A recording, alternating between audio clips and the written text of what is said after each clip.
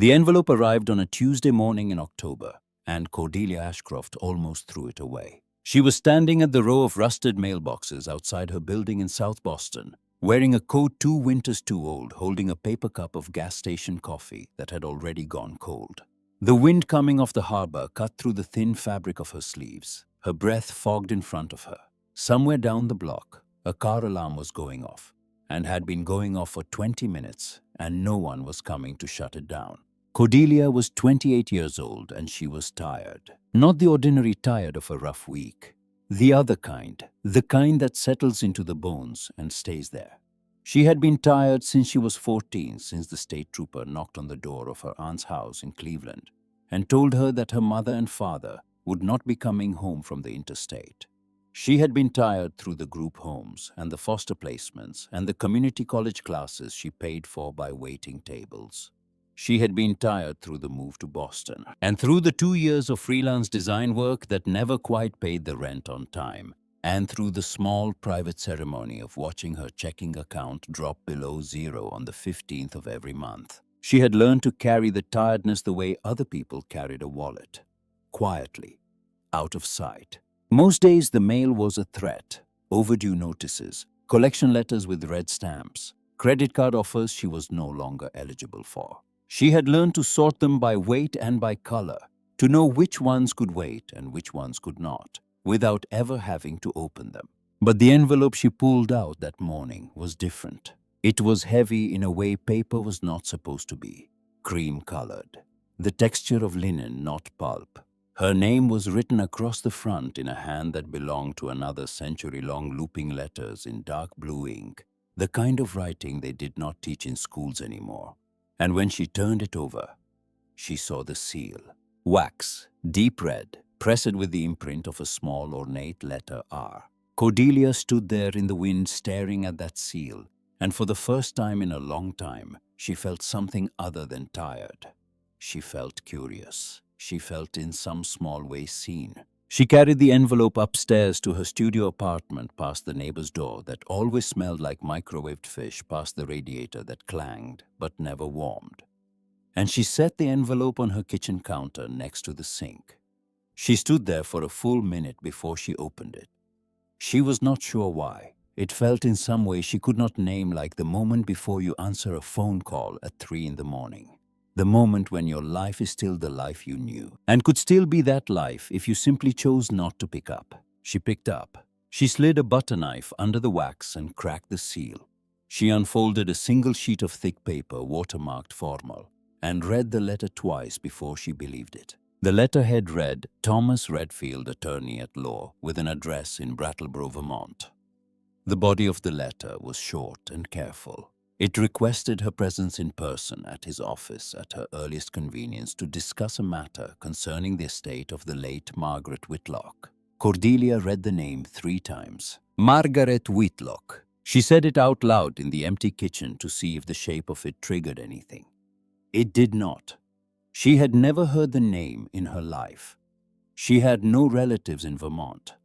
Her family, what remained of it, was scattered across Ohio and northern Kentucky, and none of them, so far as she knew, had ever owned anything worth passing down.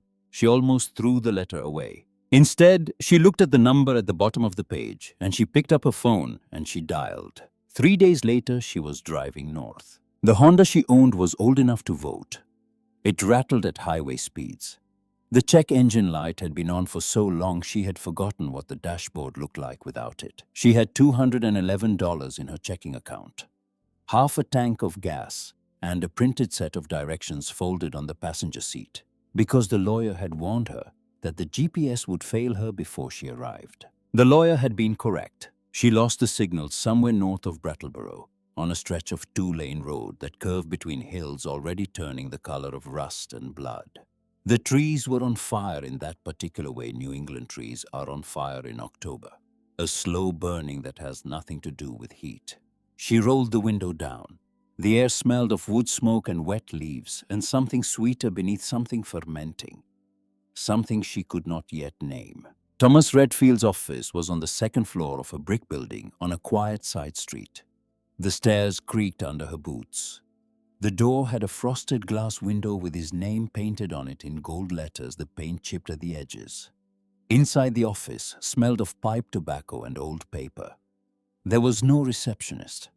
There was only a man behind a mahogany desk, silver-haired, thin, wearing a cardigan over a dress shirt with reading glasses that had slid halfway down his nose. He looked up when she entered, and he looked at her for a long time before he spoke.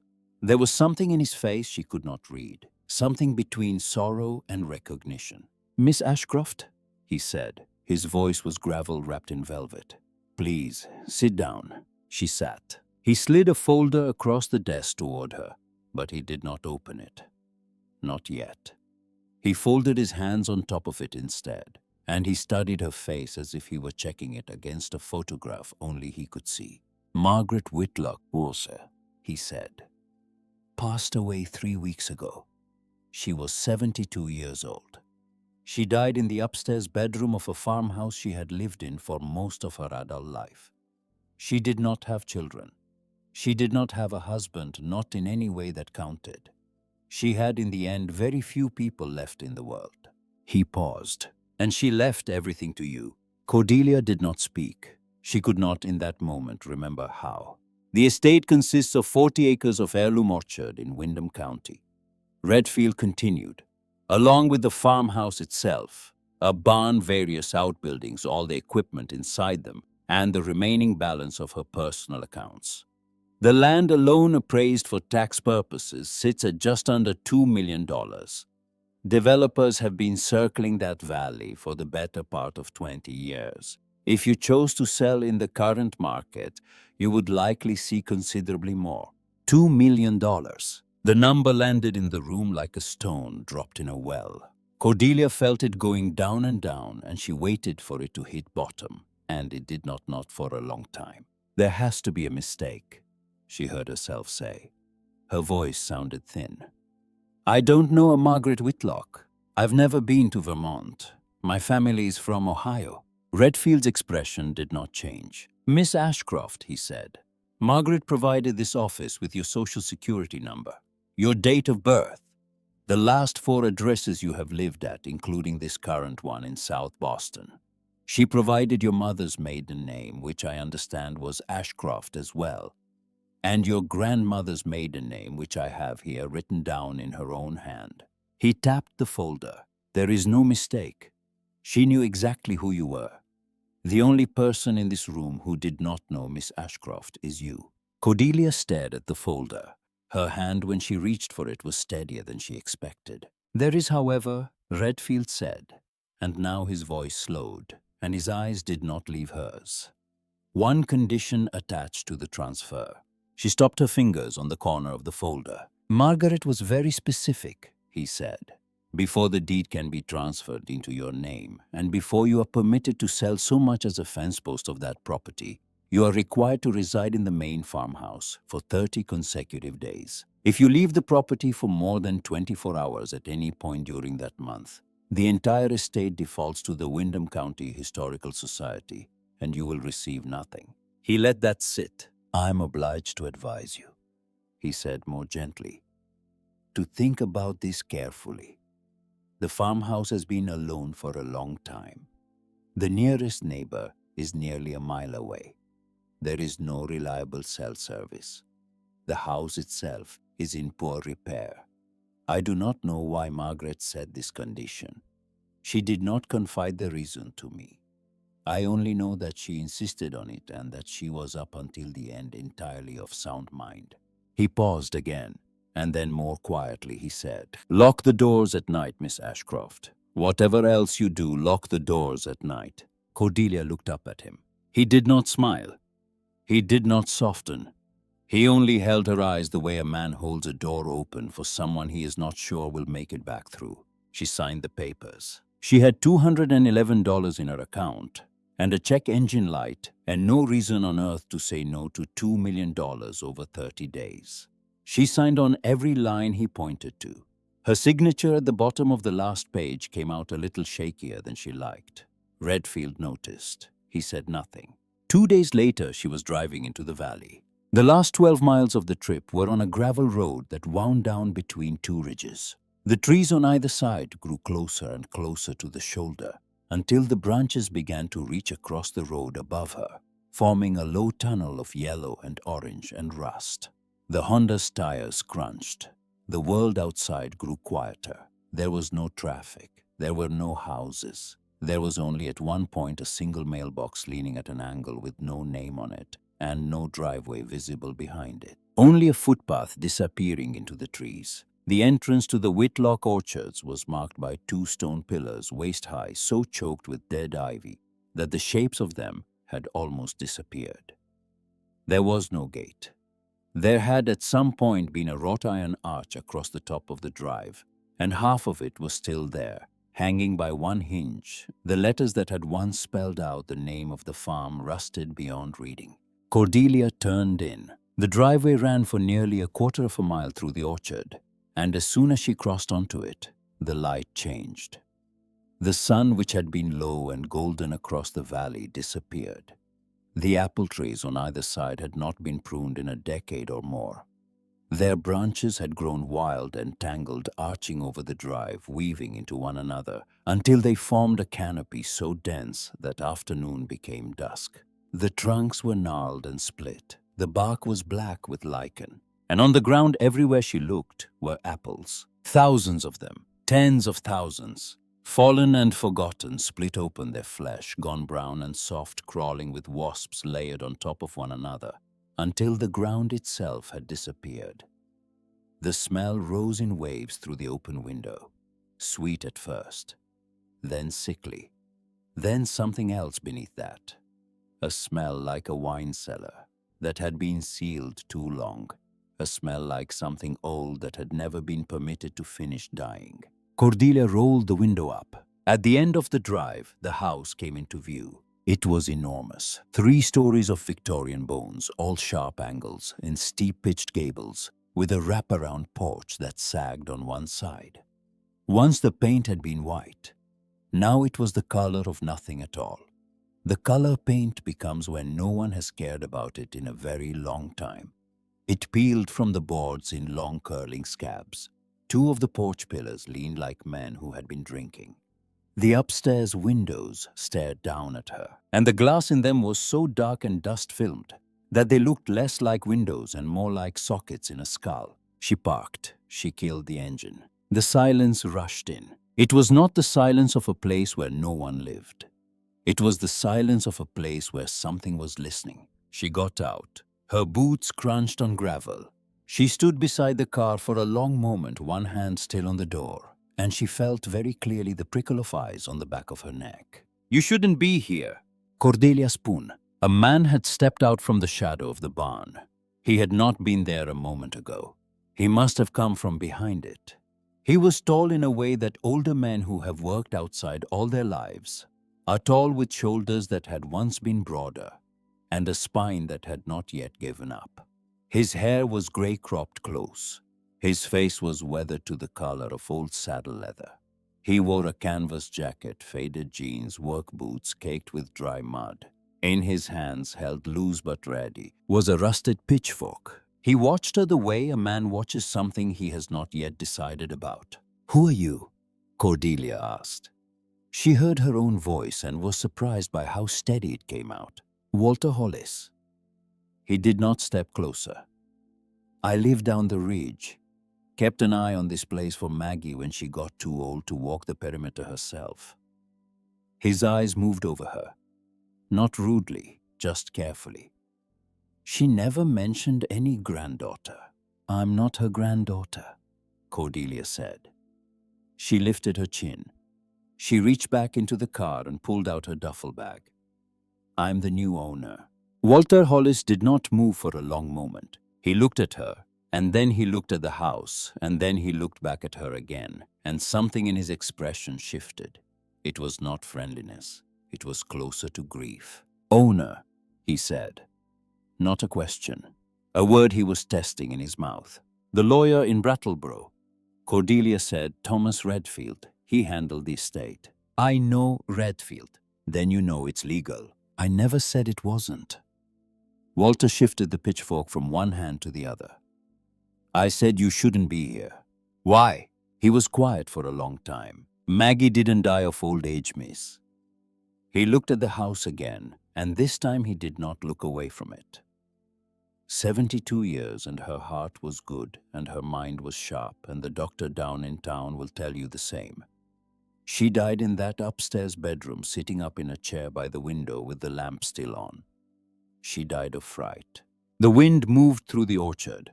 Somewhere behind the house, a loose shutter banged once and was quiet. "What are you talking about?"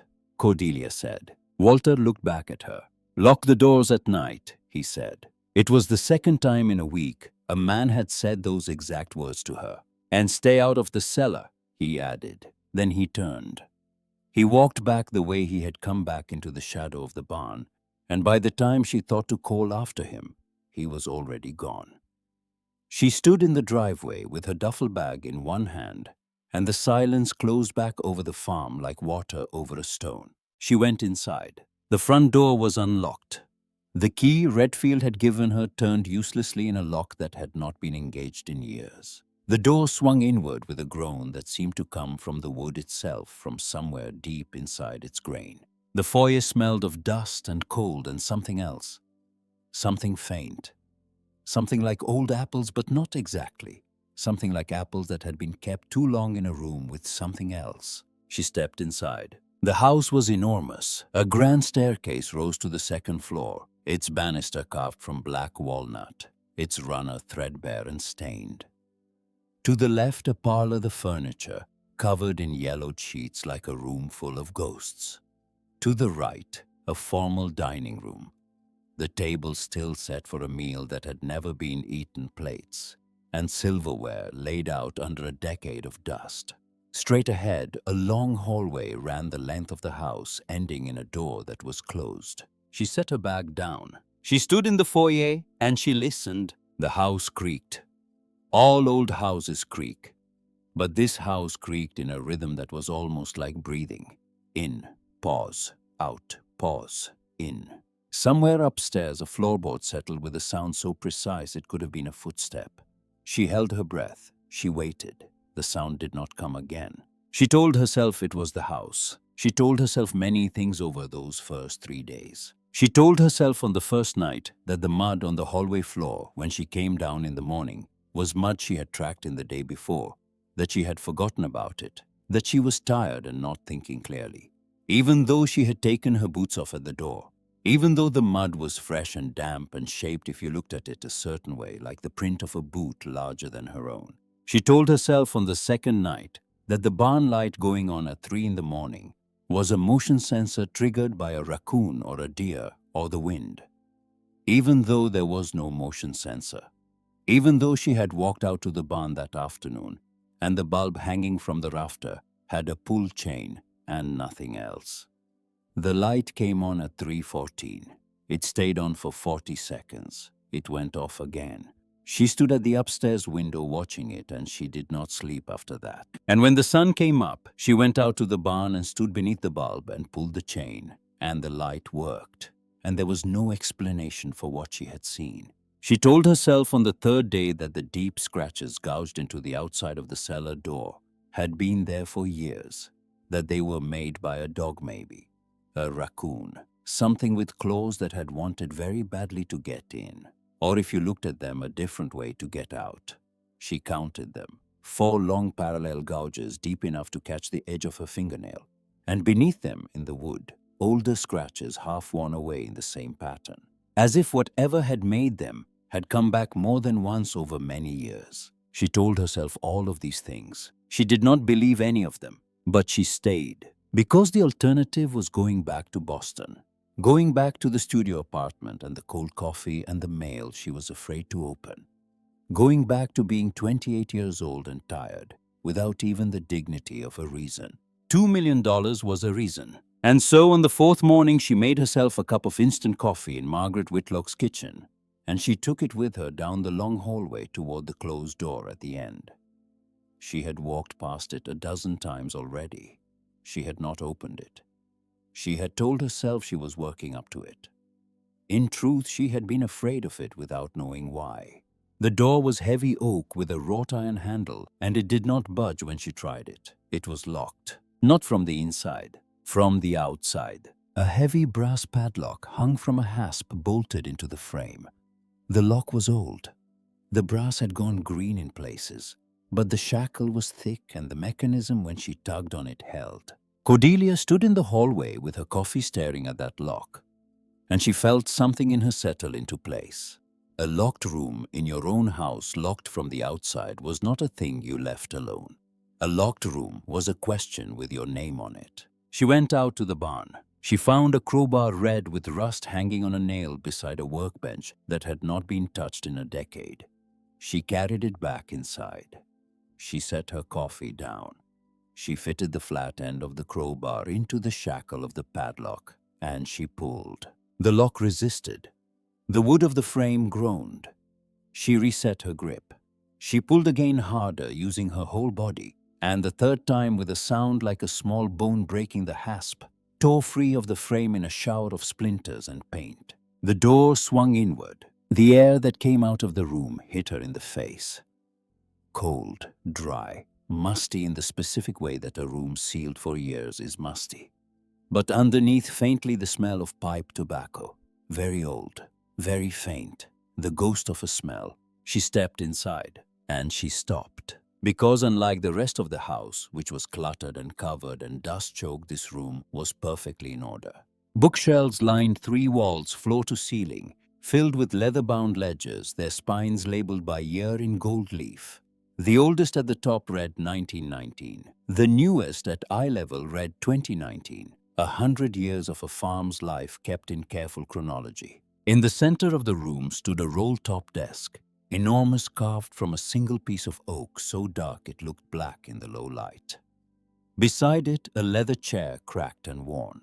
On the desk itself, arranged with a strange precision, were a dried inkwell, a brass magnifying glass, and a small stack of unopened envelopes addressed in the same looping hand as the letter that had brought Cordelia to Vermont. She rolled up the desk. The wooden slats clicked back into their housing, with a sound like small dominoes falling. Inside cubbyholes, bundled letters tied with ribbon, faded ledgers, a silver letter opener, and along the back panel, a very small groove no wider than her thumbnail that she almost missed. She ran her fingers along it. She pressed. Nothing happened. She pressed harder in a different spot, and this time, with a soft, satisfying click, a hidden drawer slid out from the back of the desk. A cabinet maker's trick. A secret in a place designed to hide secrets. Cordelia held her breath. Inside the drawer was a small velvet box, deep blue, faded at the corners, and beside it a stack of black and white photographs bound together with a brittle red rubber band. She lifted the photographs out. The rubber band snapped in her fingers, dry with age. The top photograph slid free. 2 women stood beneath the canopy of a flowering apple tree.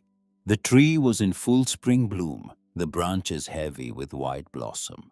Behind them in the distance was the farmhouse, but the farmhouse as it had been once decades ago, when the paint was fresh and the porch was straight and the windows shone in the sun. The woman on the left was in her 20s. Sharp cheekbones, a proud chin, dark hair pinned up under a wide-brimmed straw hat. She was smiling, but the smile did not reach her eyes. Cordelia did not need the caption to know who this was. This was Margaret Whitlock. The woman on the right was younger by a year or 2, slim in a summer dress with a wave in her hair and a scattering of freckles across her nose. And her face, feature for feature, was Cordelia's own face. The same almond eyes, the same slight curve of the nose, the same set to the jaw when she smiled. Cordelia's own smile 30 years before Cordelia had been born. Her hands began to shake. She turned the photograph over. On the back, in a careful looping hand, Maggie and Adelaide. The day we buried the truth, 1974. Cordelia sat down slowly in the leather chair. Adelaide. She had heard the name only twice in her life. Once from her mother in passing in a conversation Cordelia had not been meant to overhear. Once from a social worker, reading from a form, checking a box. Adelaide Ashcroft, her grandmother. A woman who had died before Cordelia was born, whose photograph had not been in the house Cordelia grew up in, whose name her mother had not liked to say aloud.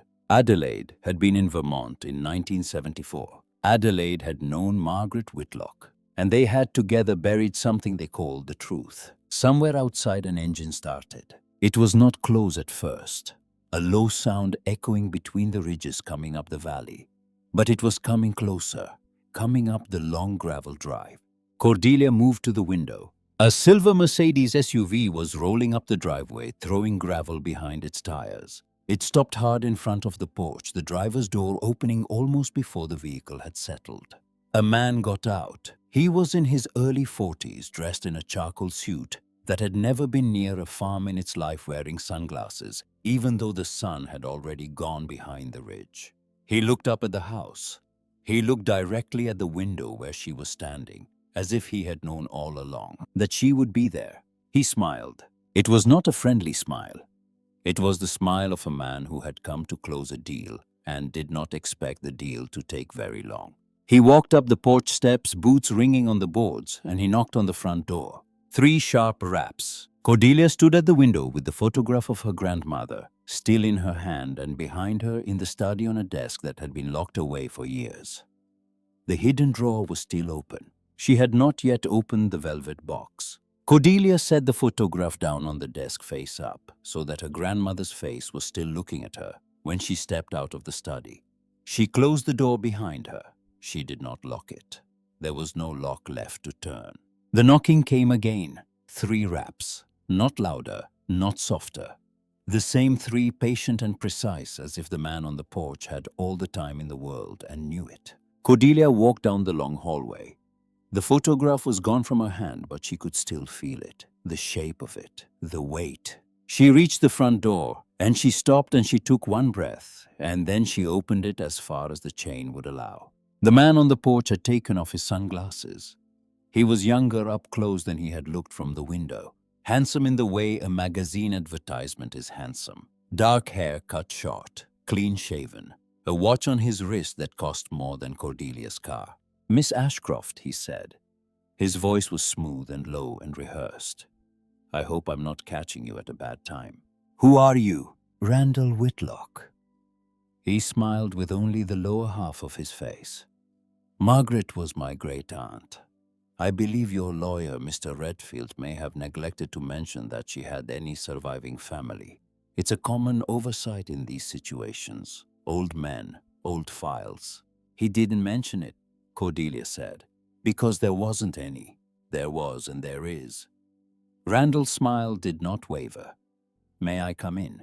"No." He nodded, as if he had expected that, and he was not troubled by it, and he had prepared for it. "Then I'll be brief." He shifted his weight. In his hand, she now saw, was a leather briefcase.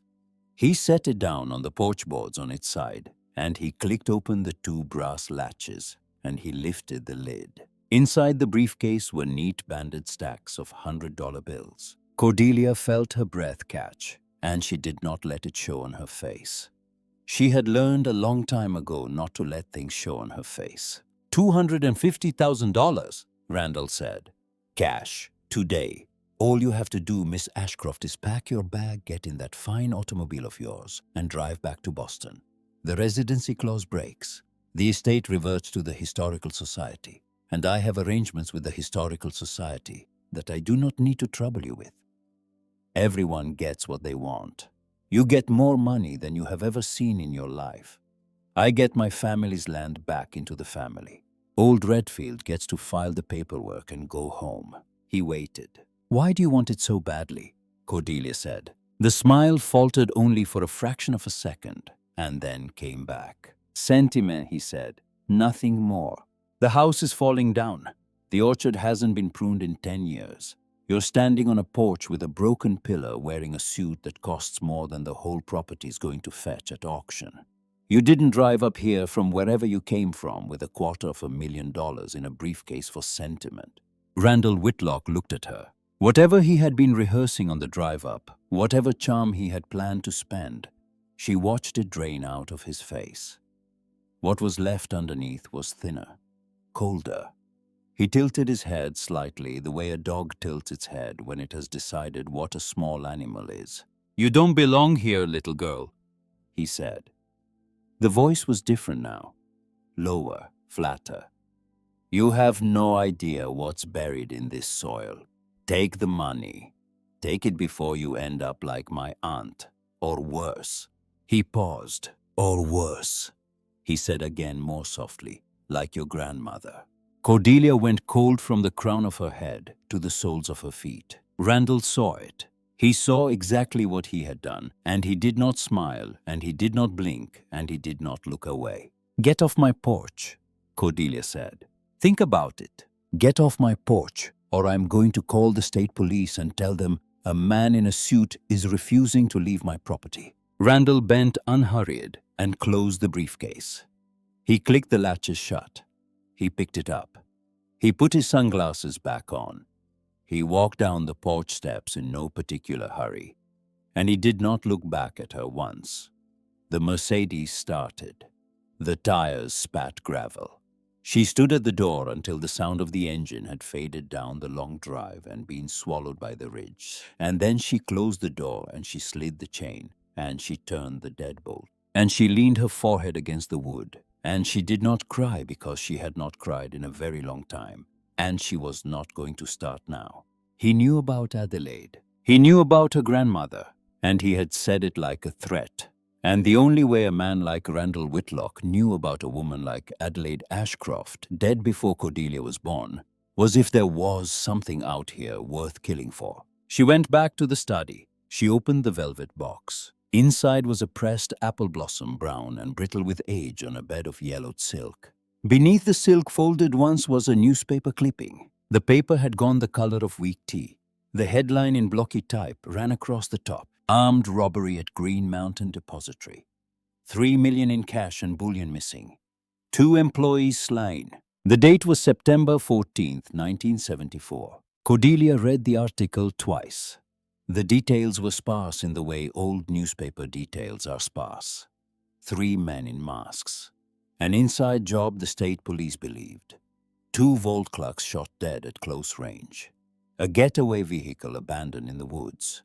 $3 million in unmarked cash and untraceable silver bullion gone. Beneath the article, someone decades ago had written a single word in blue ink: Harlon. Just the name, nothing else. Cordelia stood very still, and she thought about the smell in the driveway on the day she arrived. The smell of the apples, the rotten sweet undersmell that she had not been able to place. It came back to her now, and this time she named it. It was the smell of a wine cellar. It was the smell of a place where something had been sealed up and had never been permitted to finish. That night, she did not sleep. She sat in the kitchen with the newspaper clipping and the photograph on the table in front of her, and she drank instant coffee she did not taste, and she waited for the sky to gray. When the first light came up over the ridge, she put on her coat and her boots, and she walked out into the orchard. Walter Hollis's cabin was down the ridge off a footpath that ran behind the barn. She had seen the smoke from his chimney the day before. She followed the path through the tall, wet grass, past the rusted skeleton of a tractor, past a stone wall so old that the trees had grown around it and swallowed parts of it. The cabin, when she reached it, was small and square and low, with a tin roof and a single window, and a woodpile stacked as neatly as bricks along the north wall. Walter was on the front step drinking coffee out of an enamel tin cup, watching her come. He did not stand. "You're up early," he said. "I need you to tell me the truth." He looked at her over the rim of his cup for a long moment. Then he lifted his chin at the empty step beside him. She sat. The morning was cold. Somewhere in the woods, a crow called once, twice, and was answered. "About what?"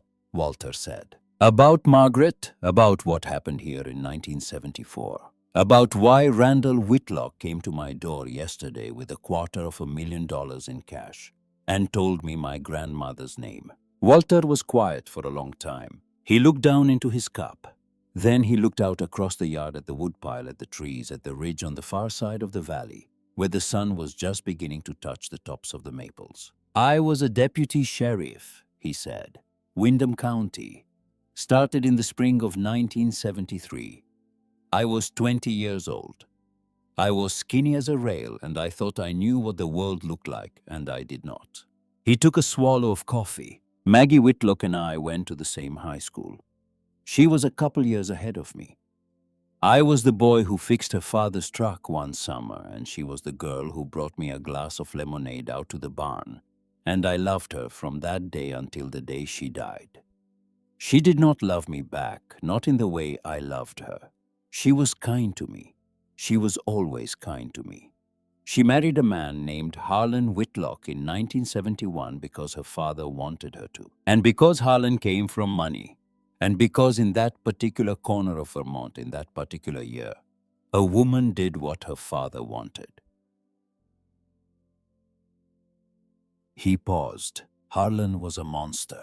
The word did not carry any heat. He said it the way a man says the weather forecast.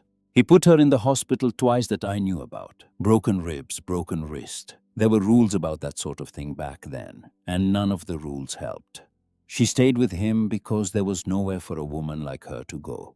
Then one week in September of 1974, Harlon Whitlock disappeared. Maggie called it in herself, said he had packed a bag and taken the truck and driven off in the middle of the night, and she did not expect him back. I was the deputy who caught the call. He turned his cup slowly in his hands. I walked through that house, Miss Ashcroft. I walked through every room. And when I got down to the cellar, I saw a patch of mortar between the fieldstones on the back wall. And the mortar was gray and it was fresh and it was still damp in the middle. It had been laid within the week. I stood there in that cellar for about a minute and a half, and I did the arithmetic of what I was looking at, and I knew. He was quiet. I knew, he said again. And I went upstairs and I sat with Maggie at that kitchen table, and I looked at her face and I looked at the bruise on her cheekbone that had gone yellow at the edges. And I wrote in my report that Harlon Whitlock had abandoned his wife and left the state, and I closed the case, and I quit the department a year later, and I bought this cabin, and I have been sitting on this porch for 50 years watching that driveway. He looked at her for the first time since he had started talking. I made a promise, he said. A promise a man makes to a woman he loves. I have kept it every day of my life. I'm telling you this now, Miss Ashcroft, because Maggie is gone. And because Randall Whitlock is not the man his uncle was. He's worse. Harlon was a beast. Randall is a businessman who has decided that what is under this ground belongs to him, and he will not stop. Cordelia said very quietly, "What is under the ground?" Walter closed his eyes. Everything, said he said. He would not say more. He gave her a key to the old Ford truck behind the barn. The key was warm from his pocket. He told her where the spare was under the sun visor. He told her if the time came to take the road east, not west, because west led into the mountains. And if she did not know the switchbacks in the dark, she would die on them. And Miss Ashcroft, he said as she stood to leave. She turned back. He was looking at her with something that was almost but not quite a smile. "You have your grandmother's face," he said. "I knew it the second I stepped out from behind that barn. I have carried the memory of Adelaide Ashcroft in my head for 50 years.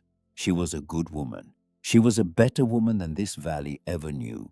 Whatever else happens, you should know that." Cordelia walked back through the orchard with her hands in her pockets and her eyes stinging, and she did not know if it was the wind or the smoke from his chimney or something else. Randall came back the next day. He did not come alone. He brought a man in a cheap gray suit whom he introduced as an attorney, and whom Cordelia did not believe for 1 second was an attorney. The false attorney had a folder full of papers and a pen, and Randall stood behind him and smiled, and they explained to Cordelia in careful, patient voices that there was a much simpler way to handle this, and that they had drawn up a document she could sign that would resolve everything today. She let them stand on the porch for 2 minutes. Then she told them to leave. Randall did not smile this time when he walked back to the Mercedes. He looked at her over the roof of the SUV before he got in, and he held her eyes for 1 long second, and then he drove away. That night she went out to check on the Honda. Both back tires had been slashed. Long clean cuts along the sidewalls. The rubber sagged onto the gravel. She stood in the dark beside her car for a long time. Then she walked back into the house and she locked every door and she checked every window and she took her phone up to the second-floor bathroom and held it out the window until it caught one bar of signal and she called Redfield's office. The call went to a machine. She left a message. Her voice was steadier than her hands. She went back to the study. She spent the next 2 days taking that room apart. She read every ledger. She opened every envelope. She pulled every book off every shelf and thumbed through them for hidden pages. She found nothing at first. She found nothing for a long time. And then on the second afternoon, she pulled out the roll-top desk's bottom drawer and she felt the weight. And she noticed that the drawer was shorter on the inside than it was on the outside. A false bottom. She pried it up with the letter opener. Underneath, wrapped in oilcloth, was a second journal. Smaller than the first. Older. A pocket diary leather-bound the initials A, tooled into the cover in gold that had almost worn away. Adelaide Ashcroft. Cordelia unwrapped the oilcloth with hands that did not want to stop shaking. She sat down on the floor of the study, her back against the desk, and she opened the little diary in her lap, and she began to read her grandmother's handwriting for the first time in her life. The entries began in June of 1974. Adelaide had come to Vermont to help. That was the first thing the diary said. Maggie had written her, and Maggie had asked, and Adelaide had come. The two women had met years before in circumstances the diary did not explain, but they had been friends, and they had stayed friends. And when Maggie had needed her, Adelaide had left her own daughter with a neighbor in Ohio and taken the bus north. Maggie was pregnant. That was the second thing the diary said. 4 months along. Sick every morning. Terrified. And the child Adelaide wrote in a hand that grew more careful with each line was not Harlon's. Adelaide did not name the father in the diary. She wrote only that Maggie had been kind to a man who had been kind to her at a time when kindness had been in very short supply.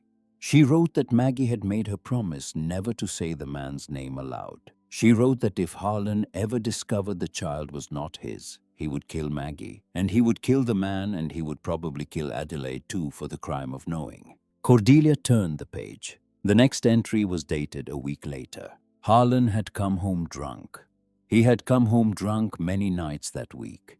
He had been in a mood. Adelaide did not have a word for wound-tight and jumpy and violent in short, unpredictable bursts. He had bragged over the kitchen table of things Adelaide had first refused to write down, and then on a later page in tighter, smaller handwriting, had forced herself to record. Harlon had spoken of a job, a big job, something that was going to set them all up for life, he had said, as long as everyone kept their mouths shut and did as they were told. Adelaide had listened, and she had said nothing. And she had smiled the small, polite smile of a woman who was afraid, and later upstairs, she had opened this diary and written it down. And then on the last full page of the diary, dated September of 1974, Adelaide had written a single line at the top and nothing else. He knows about James. God help us all. Cordelia stopped. She stared at the name. James. Her grandfather's name had been James Ashcroft. He had died before her mother was born. She had been told always that it had been an accident, a slip, a fall, a stupid ordinary tragedy in a stupid ordinary town in Ohio. Cordelia lowered the diary into her lap. Outside the window of the study, the last of the daylight was going. The apple tree stood black against a sky the color of a bruise. Somewhere down below the house in the cellar, she had been told to stay out of something creaked and settled, and was quiet. She got up. She went into the kitchen. She stood over the sink for a long time, both hands on the porcelain, breathing slowly. When she was steady, she took the flashlight out of the drawer beside the stove, and she checked the battery. She took the crowbar from where she had left it against the wall by the back door. She lit the kerosene lantern on the mantel, and she carried it in her other hand. The door to the root cellar was in the pantry of the kitchen. Heavy planks, iron hinges. She had walked past it a dozen times without opening it. Walter had told her to stay out. She was not going to stay out anymore. She slid the wooden bolt. The door opened onto darkness and a set of stone steps that curved down into cold air. The smell that came up out of the cellar was old, damp, earth and iron, and the faint fermenting reach of ancient cider, gone to vinegar in barrels no one had touched in 50 years. She lifted the lantern. The flame steadied. She went down. The cellar was larger than she had expected. It ran the whole footprint of the house. Fieldstone walls dry laid still standing after a century and a half. A dirt floor packed hard as concrete. Oak beams overhead. And along the walls, dozens of enormous iron-banded cider barrels, 6 feet tall, sitting on wooden cradles, dark with age. She swept the flashlight beam across the far wall. At first, everything looked the same. Old stone, old mortar. The white bloom of nitrates on the surface where the walls sweated in summer. Then she moved closer. Along the north wall, halfway down the mortar changed. It was still dirty, still stained. But if you looked at it the way Walter Hollis must have looked at it 50 years ago, if you set the lantern down and put your fingertips on the joints and traced them, you could feel the difference. This mortar was harder, denser. It had not weathered the way the mortar around it had weathered. It had not been laid by the same hand or in the same century. And piled in front of that section of wall, blocking it from casual view, were 6 massive iron-banded cider barrels. They had been rolled there on purpose. She could see the drag marks in the dirt. Old drag marks half filled in. Newer drag marks from a few years ago where someone had come down and adjusted them. Maggie maybe in the last decade of her life, making sure nothing had shifted. Cordelia set the lantern on top of one of the barrels. She braced her shoulder against the nearest one, and she pushed. It did not move. She reset her feet. She wedged the crowbar into the wooden cradle. She used it as a lever. She pushed with her legs, with her back, with everything she had. The barrel groaned. Then, an inch at a time, it began to move. It took her an hour to roll all 6 of them clear. She was sweating through her jacket when she was done. Her hair was in her eyes. Her palms were raw. She stood in front of the exposed section of wall with the crowbar in her hand and her breath fogging in the cold, and she raised the flashlight and she looked. The false wall did not look false, not at first. It was well made. Whoever had built it had cared about the work. But when she raised the handle of the crowbar and rapped it against the stones, the sound came back wrong. She moved the crowbar 2 feet to the right and rapped again. Solid stone. The strike shivered up her arm. She moved it back to the section she had suspected and rapped a 3rd time. Hollow. The sound was small. It did not echo, but there was air on the other side. Cordelia set the flashlight down carefully on top of a barrel so that its beam lit the wall. She took the crowbar in both hands. She found a hairline crack between 2 of the fieldstones at chest height, where the fake mortar had begun some year to shrink and pull away from the real stone around it. She wedged the flat blade of the crowbar into the crack. She took a breath. Somewhere above her in the house, she heard or thought she heard the front door open. She held perfectly still. She listened. There was no second sound. She did not know if the door had actually opened, or if the house had only creaked the way it creaked, or if the wind had rattled the frame the way it rattled. She stood in the cold, in the lantern light, in the smell of century-old cider, with her grandmother's diary upstairs, and Randall Whitlock somewhere out there in the dark. And she made a decision. She leaned all her weight backward on the crowbar. The wall answered with a sound like a bone breaking. The false wall gave way in one long shuddering collapse. Plaster and mortar and cracked fieldstone tumbled out into the cellar in a rolling wave, and a cloud of white dust bloomed up around her. So thick that for a moment she could not see, could not breathe, could only stand with the crowbar in her hand and her eyes squeezed shut against the sting of it. The dust smelled of chalk and old lime and something else beneath something dry and long. Enclosed a smell that was not quite decay, but was the memory of decay, held in place for 50 years by cold and darkness and the absence of air. She coughed. She turned her face into the crook of her elbow. She waited. The dust settled slowly. When she could open her eyes again, she reached for the flashlight on top of the cider barrel with a hand that did not want to obey her. She lifted it. She raised the beam. The wall was gone. In its place was a jagged hole chest, high wide enough for a grown man to duck through, and beyond it a room. A room the shape and size of a small bedroom, reinforced. The stone here was older than the stone of the cellar. The joists overhead were bigger. Someone had built this room once on purpose, and it had not been built to be a cellar within a cellar. It had been built as a place to keep something you did not want the world to see. Prohibition, Cordelia thought distantly. The old man in Brattleboro had mentioned bootleggers in passing when she signed the papers. Vermont farms had built rooms like this in the 1920s. Rooms with false walls. Rooms to hide barrels of illegal cider from federal inspectors who did not know the land the way the men who owned it knew the land. She stepped through the hole. The air on the other side was 10 degrees colder than the cellar. It was dry in the specific way that a sealed room is dry. Her boot came down on the packed dirt floor with a sound that seemed too loud. She swept the flashlight across the room, along the near wall, stacked in a way that suggested haste rather than order, were dozens of olive drab canvas duffel bags, army surplus, the kind of bag men used to carry home from Korea. The fabric on the outermost bags had gone soft with age, and on 2 of them it had rotted through entirely, and the contents had spilled out onto the dirt floor in a slow, silent avalanche. Money! Banded stacks of $100 bills, gone soft at the edges, the paper the color of weak tea. And beneath the bills and beside them, spilled from the mouths of the ruptured bags, the dull, unmistakable gleam of bar silver. Silver ingots the size of chocolate bars, stamped with numbers stacked 6 high, and beside those in a smaller pile gold. Not much of it, enough. She stood in front of that pile for what felt like a long time. The flashlight beam did not shake. Her hand had stopped shaking. There is a level of shock she was learning past which the body simply refuses to keep up the performance.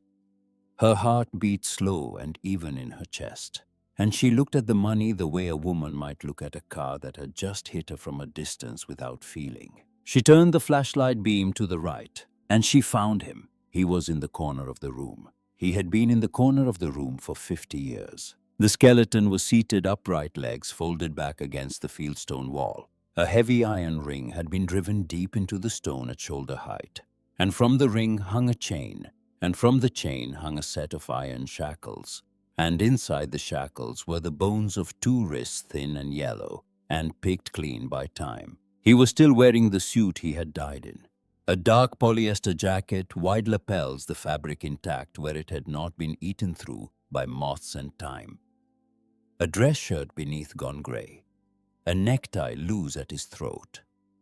On the floor beside him, tipped over on its side, was a hat, a felt fedora of the kind men still wore in 1974.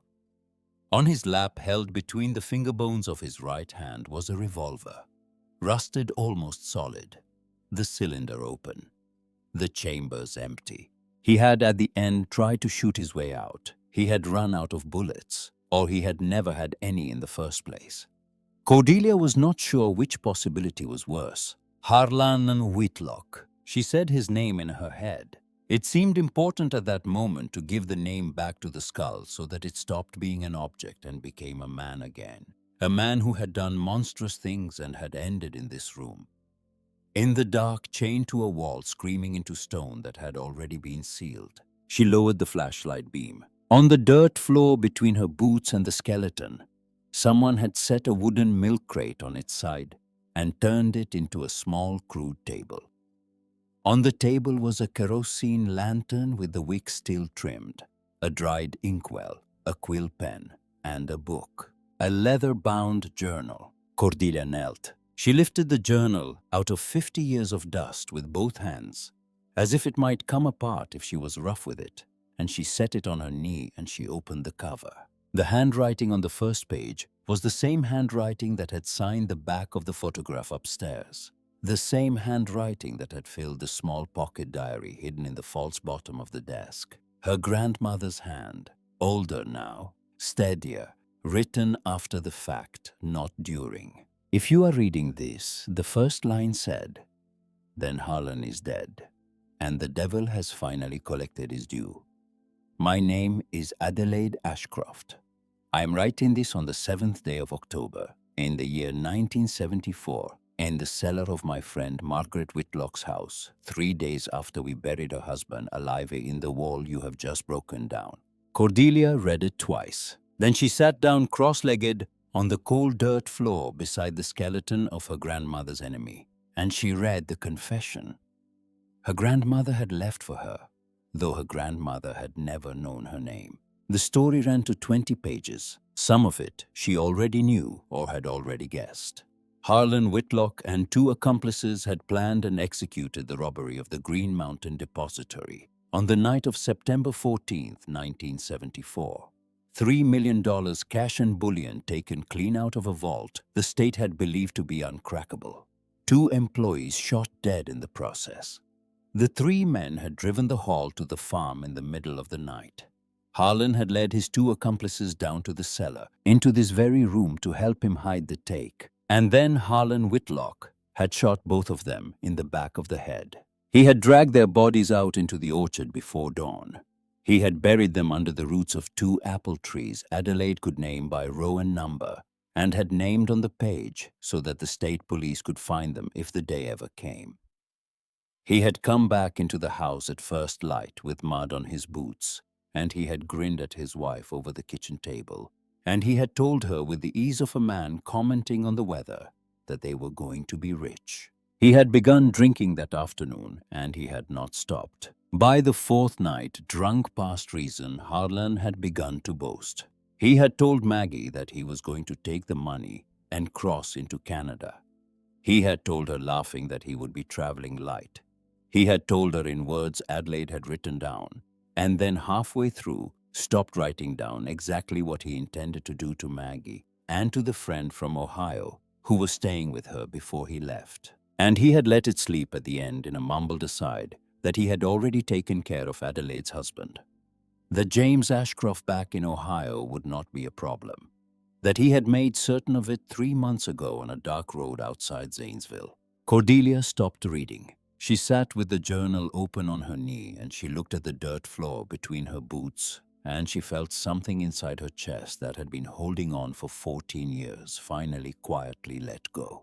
Her grandfather, not asleep, not a fall, not a stupid ordinary accident on a stupid ordinary road. Harlon Whitlock. She turned the page. Adelaide, the diary said, had crushed a dozen roots of foxglove that grew wild in the shade beside the kitchen door. Maggie had brewed them into the pot of cider that had simmered on the stove that evening. Harlon had drunk 2 mugs of it before he began to slur. He had drunk a third before his hands stopped working. When his legs went out from under him, the 2 women had lowered him to the kitchen floor together. Then they had dragged him foot over foot down the cellar stairs into this room, and they had shackled him to the ring in the wall. He had still been alive. He had begun to scream when he realized what they were doing. He had cursed them and begged them and cursed them again as Maggie mixed the mortar in a bucket, and Adelaide handed her fieldstones one at a time.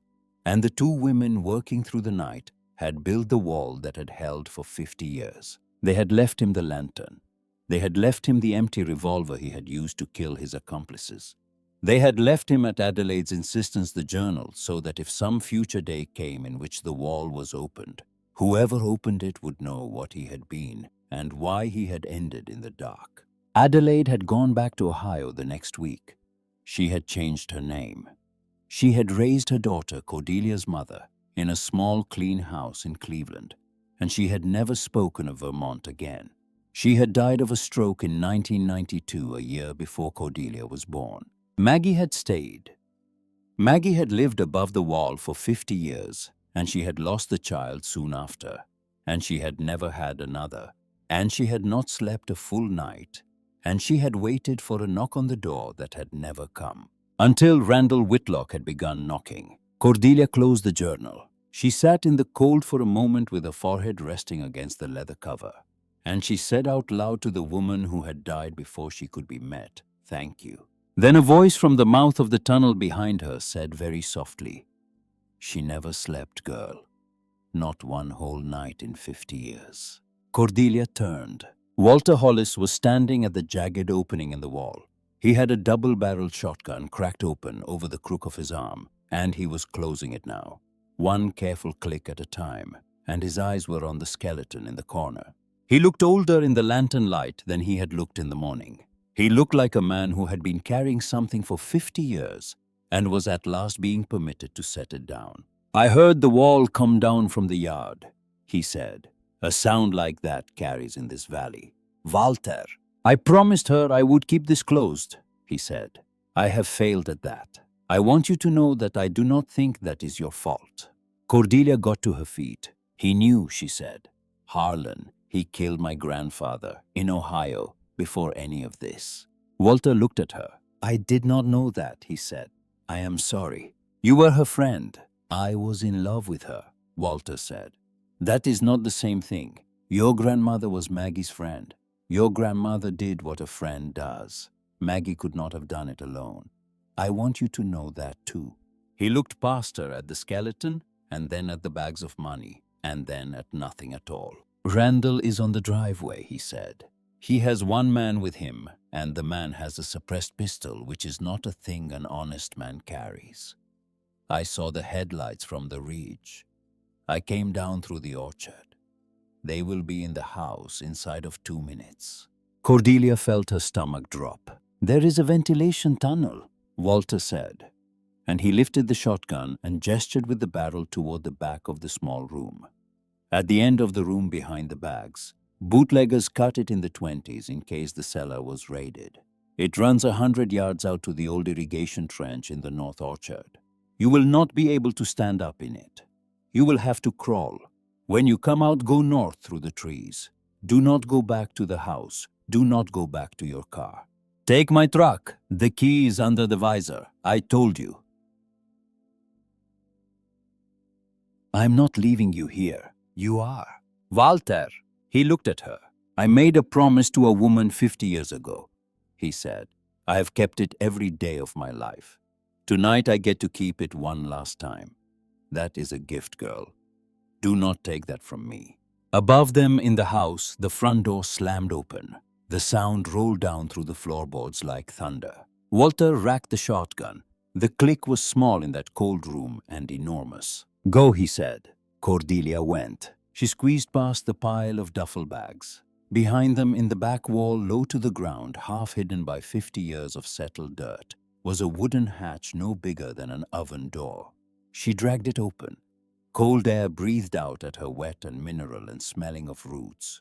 She went in on her hands and knees. Behind her in the room she was leaving, she heard Walter say quietly, almost fondly, "Come ahead, boys." Then she heard the first boom of the shotgun. The sound of it in the enclosed cellar was like the end of the world. The tunnel around her shook. Dirt sifted down from the timbers overhead into her hair. She crawled. She crawled faster than she had ever crawled in her life. Her hands sliding on wet clay, her knees banging on stones. The flashlight tucked under her chin because she had needed the hands, and the beam of it jumping wildly in front of her. The second boom came, and then in reply 3 fast flat cracks. The suppressor did not silence the shots. It only took the roar out of them and left them small and mean like the sound of a hammer on a nail. She did not hear the shotgun again. She sobbed once hard into the dark, and then she pressed her mouth against the dirt floor of the tunnel, and she made herself keep going. The tunnel ran on, longer than 100 yards. Longer at least than 100 yards felt when you were crawling. Twice she came up against roots grown through the ceiling and had to scrape past them. Once her flashlight guttered and almost died, and she stopped and she banged it against her thigh, and it came back. Finally, when she had begun to think the tunnel had no end, and she had died already, and this was what death was, she felt cold air move across her face from ahead of her, and the flashlight beam picked out the pale ribbing of dead ivy across a wooden grate. She kicked the grate out with the sole of her boot. She dragged herself through. She rolled down into the muddy, leaf-choked trench of the old irrigation ditch, and she lay there for a moment on her back, breathing, staring up at a black sky that had no stars in it, only the moving edges of storm cloud. Then she got up. The North Orchard was pitch dark. The trees were black against black. The rot smell was thicker here than it had been anywhere else on the property, and the ground beneath her boots was soft with fallen fruit, and every step she took was a small wet sound she could not stop. Behind her back at the house, a beam of light swept across the ground. Then another. "She's out here somewhere," a voice called. Randall's. She would have known it anywhere. He was not shouting. He was speaking loudly, calmly into the dark, the way a man speaks to a dog he expects to come. "Walter is dead, Cordelia. It is only you and me and my friend now. Give me the deed and I will make it quick. Make me chase you and I will not." Cordelia crouched behind the trunk of an heirloom tree 3 rows in. Her heart was hammering, but her head was very clear. Grief had not arrived yet. It was somewhere on its way, but it had not arrived. And while she still had this small quiet interval before it did, she was going to use it, she thought. Walter had told her on her second day, when he had been walking her along the fence line, about the old cider press pit, 15 feet deep, concrete sides, dug in the 1920s for the disposal of spoiled fruit, covered by a set of wooden planks that had begun to rot before Cordelia's mother had been born and had by now gone to sponge. He had pointed at the iron post that marked its corner, and he had said, "Do not walk east of that post in the dark.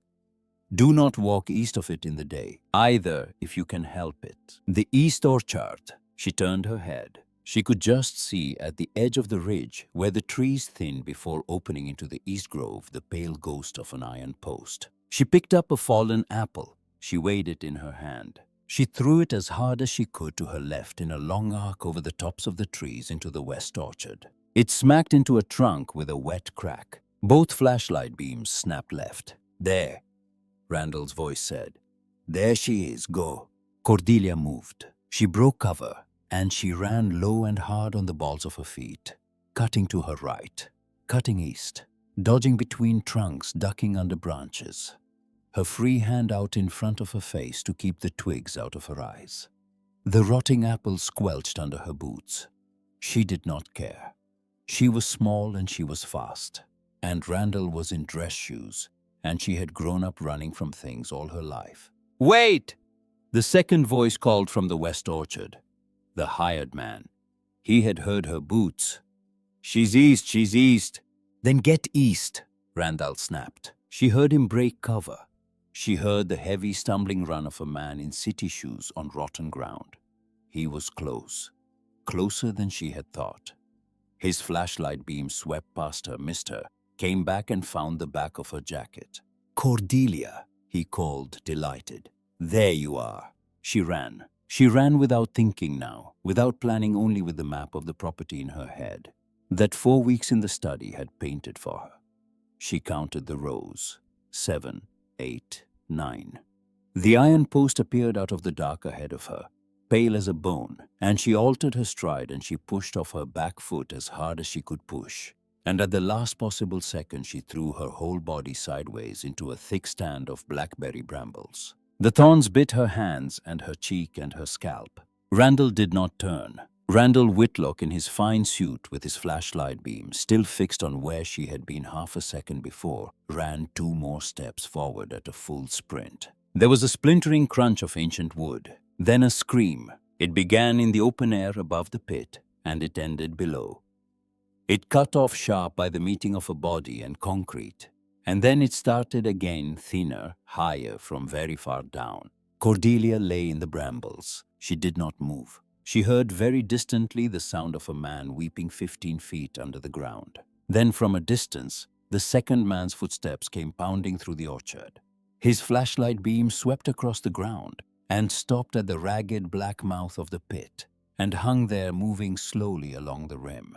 He came up to the edge. For a long moment he did not speak. "Boss," he said. The voice from the pit was ragged and small. Randall was trying to say something. He was trying from the sound of it to give an order. The man at the top of the pit was quiet. "Boss," he said again. Different this time. Slower. There was calculation in it. There was the beginning of a decision. "I want to remind you that half was due tonight." The voice from the pit rose in pitch. "I do not hear a yes, boss," the man said. He shifted his flashlight beam. He looked down once and then he looked out into the dark. Then, with the practical economy of a man who has done his math and found the answer, he turned. He walked away from the pit. He walked back through the orchard, past the place where Cordelia lay bleeding in the brambles, and he did not slow down, and he did not stop. And in another minute, she heard the far-off sound of a car door and an engine and gravel under tires moving away down the drive. The screaming from the pit went on for a long time after that. Cordelia lay in the dark, and she listened to it, and she did not feel anything about it at all. She waited until she was sure the second man was gone. Then she rolled out of the brambles, and she got to her feet, and she walked back through the orchard toward the barn. And she found Walter's old Ford where he had said it would be, and she reached up behind the sun visor, and the key dropped into her palm. She drove. She drove down the long gravel drive, and she did not look at the farmhouse, and she did not look at the barn, and she did not stop when she reached the paved road. She kept driving. 2 miles, 3. At the top of the ridge, her phone lit up in the cup holder. 3 bars of signal, the first bars she had seen in a month. She pulled over onto the shoulder. She dialed 911. She told them in a voice that surprised her by being steady that there was a man at the bottom of a 15-foot concrete pit on the Whitlock property in Windham County. She told them that there was a wounded man in the cellar of the farmhouse, and that his name was Walter Hollis, and that they needed to send an ambulance, and that they needed to send it fast. She told them where to find the false wall. She stayed on the line until she saw the first blue lights come up the road from the valley. They found Walter alive. He had taken a bullet through the meat of his left shoulder, and he had lost a great deal of blood, and he was gray in the face when they carried him out on the stretcher. But he was breathing, and he was cursing softly at the paramedics in a way that made one of them laugh. And he lifted one hand off the blanket as they wheeled him past her, and he touched the back of her wrist with 2 fingers, and he closed his eyes. They found Randall Whitlock at the bottom of the cider pit with compound fractures in both legs. He was conscious. He was screaming. He asked for a lawyer before he asked for a doctor. They found the hired man at a gas station 10 miles east filling his tank with a credit card that was not his, and he did not resist when they cuffed him. He told them everything he knew inside of an hour. The false wall of the cellar was photographed by the Vermont State Police and then by the FBI. Harlon Whitlock's remains were removed on the morning of the second day, along with the rusted revolver and the empty inkwell and Adelaide Ashcroft's journal, which was later returned to Cordelia sealed in an evidence bag when it was no longer needed. The Green Mountain Depository heist was closed on paper 47 years after the fact. The insurance company that had paid out the original claim had dissolved in 1991, and its parent had gone under in 2008. The recovered money and bullion after a long argument in probate court went partly to the state of Vermont, partly to the estates of the 2 vault clerks Harlon had murdered on his way out of the depository, and partly by a ruling that surprised no one who had followed the case to Cordelia Ashcroft as the sole legal heir of Margaret Whitlock in recognition of her cooperation and the return of the property. It was enough. It was more than enough. She did not go back to Boston. She stayed on the farm through the winter. She sat with Walter in the hospital every day until they released him, and she drove him home in his own truck. And she moved him into the guest house on the property, and she paid every medical bill that came, and she paid them without looking at the totals. She had a crew come in and repair the porch. She had another crew come in and prune the orchard. She had a man from Burlington come out and look at the trees and tell her very quietly that 17 of the heirloom varieties on the property were cultivars believed extinct, and that if she wanted, he could help her bring them back. She wanted. She spent the winter on the phone with him. She spent the spring in the orchard with him. By the following autumn, the trees she had first driven under in a dark canopy of neglect were pruned back into their proper shapes, and their bark was clean, and their branches, when the sun came through them, threw dappled light onto the ground. She stood on the wraparound porch of the farmhouse on an evening in October, exactly 1 year after the first letter had arrived in her mailbox in South Boston, and she watched the sun go down behind the ridge. Walter sat in the porch swing beside her. His arm still gave him trouble in cold weather. He had a mug of hot cider in his good hand. He was not looking at the orchard. He was looking at her. The apple trees below the porch were red with fruit, thousands of apples, heirloom varieties whose names most of the country had forgotten. Northern Spy, Roxbury Russet, Aesopus Spitzenberg. Names that had been in the ledgers on the shelves of the study for 100 years, waiting for someone to speak them again. Cordelia thought about the young woman in the linen coat in a South Boston wind, who had opened a wax-sealed envelope in the belief that it was probably a scam and had almost thrown it in the recycling bin. She thought about her grandmother, 26 years old, on a bus from Ohio to Vermont, going to help a friend and going without knowing it to lay down the ghost of the man who had murdered her husband. She thought about Margaret Whitlock upstairs in the corner room, in a chair by the window in the last quiet minute of a 72-year vigil, deciding at the end that the granddaughter she had never met would be the one to finish the story. She thought about Walter Hollis, 20 years old, in a deputy's uniform in a coal cellar in the fall of 1974, choosing. She lifted her own mug of cider. The steam rose against the cold. "To the ones who kept the promise," she said. Walter did not answer with words. He touched the rim of his mug against hers. The sun went down. The lights came on in the windows of the house behind them, one by one, the way lights come on in a home where someone lives.